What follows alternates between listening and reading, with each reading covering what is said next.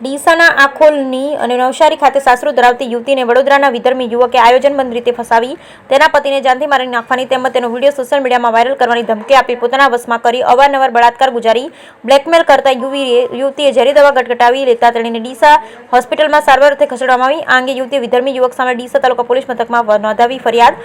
અંગેની વિગત એવી છે કે ડીસાના આખોલ ગામની 25 વર્ષની યુવતીના લગ્ન નવસારી ખાતે થયા. યુવતી અને તેનો પતિ 6 મહિના અગાઉ ટ્રાવેલ્સની બસમાં ઉત્તર ભારતની યાત્રાએ ગયા. યુવતી દક્ષિણ ગુજરાત યુનિવર્સિટીમાં ફાઇન આર્ટ્સનો અભ્યાસ કરે છે. તેની સાથે ટૂરમાં અન્ય વિદ્યાર્થીનીઓ પણ હતી. ત્યારે યુવતી પોતાના પેઇન્ટિંગ વિદ્યાર્થીઓને બતાવતી હતી. તે દરમિયાન બસનો ડ્રાઈવર ઇમરાન કાસમ હુસેન ધોરી રહે વડોદરા ગ્રામ્ય યુવતી સાથે પરિચય કેળવવા માટે તમારા ચિત્રો ખૂબ સુંદર છે, મારે પણ પેઇન્ટિંગ કરાવ છે તેમ કહી પરિચય કેળવતા યુવતીએ પોતાનું ઇન્સ્ટાગ્રામ આઈડી તેને આપ્યું હતું. ત્યારબાદ ઇમરાન ધીરે ધીરે ફોન પર વાત કરી તેના પેઇન્ટિંગના વખાણ કરી તેના મોબાઈલ નંબર મેળવી લીધો અને તેને વિશ્વાસમાં લઈ હું તારા પતિનું ખૂન કરી નાખીશ તેવી ધમકી આપવાનું શરૂ કર્યું. યુવતી ડરી ગઈ હોય તેમજ ઇમરાનને સતત વોઇસ કોલ વિડીયો કોલથી ફોન કરી સતત સંપર્કમાં રહેવા દબાણ કરતો. જેવા યુવતી નવસારીથી ડીસા આવી રહી ત્યારે ઇમરાને વડોદરા પાસે બસ ઊભી રખાવી ચાલુ બસમાં જ સ્લીપર કોચમાં તેની સાથે બેસી ગયો અને બસમાં જ તેની સાથે બળજબરીપૂર્વક સંભોગ કર્યો હતો.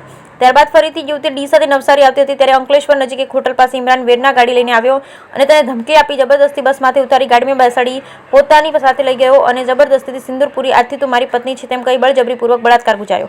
તેમાં તેણીને ડીસા કારમાં મૂકવા આવતા ડીસા પાલનપુર હાઈવે પર રસાણા કલ્યાણપુર પાટિયા પાસે ખેતરમાં કાર લઈ જઈ કારમાં પણ બળજબરીપૂર્વક બળાત્કાર કર્યો.